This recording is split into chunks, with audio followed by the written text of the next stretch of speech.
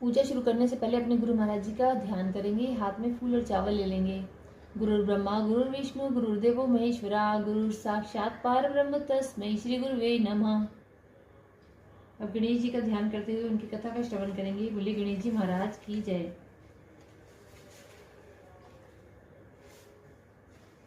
एक दिन विनायक महाराज चुटकी में चावल कुलिया में दूध लिए फिर रहे थे।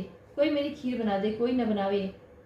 जरा से दूध चावल की कैसे खीर बने। एक बुढ़िया बोली, ला बेटा मैं बना दूं।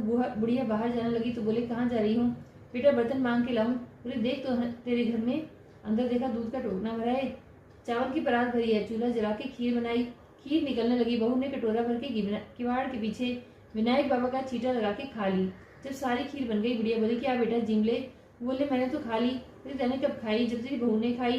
बुढ़िया बोली, बहू तैने खीर झूठी कर दी। मैं बोली, हाँ जी खीर निकल रही थी, मैंने कटोरा भर के विनायक का चीटा लगा के खा ली। विनायक से बुढ़िया बोली कि अब क्या करूं। बोले, खा ले और बांट दे।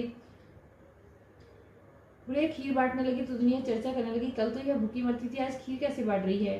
झोपड़ी को लात मारी, महल हो गया, खूब धन हो गया। जैसे विनायक बाबा बुढ़िया पर कृपा करी, ऐसे हम सब पे करना। कहते सुनते हुंकारा भरने वालों पे करना। बोलो गणेश जी महाराज की जय।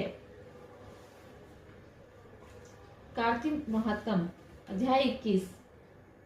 देवताओं ने कहा कि हे महादेव, आपने सभी देवताओं को शत्रु के भय से मुक्त किया है। एक भय यह है कि विष्णु वृंदा के सौंदर्य पर मोहित होकर वृंदा के चिता भस्म में पड़े हुए हैं। रुद्र ने कहा कि देवताओं, विष्णु का मोह दूर करने के लिए तुम मूल प्रकृति की शरण में जाओ, क्योंकि वह शरण में जाने के योग्य है, वही तुम्हारा कार्य सिद्ध करेंगी। ऐसा कहकर श्री जी सब गणों के साथ अंतर ध्यान हो गए और देवता मूल प्रकृति की अनेक प्रकार से स्तुति करने लगे।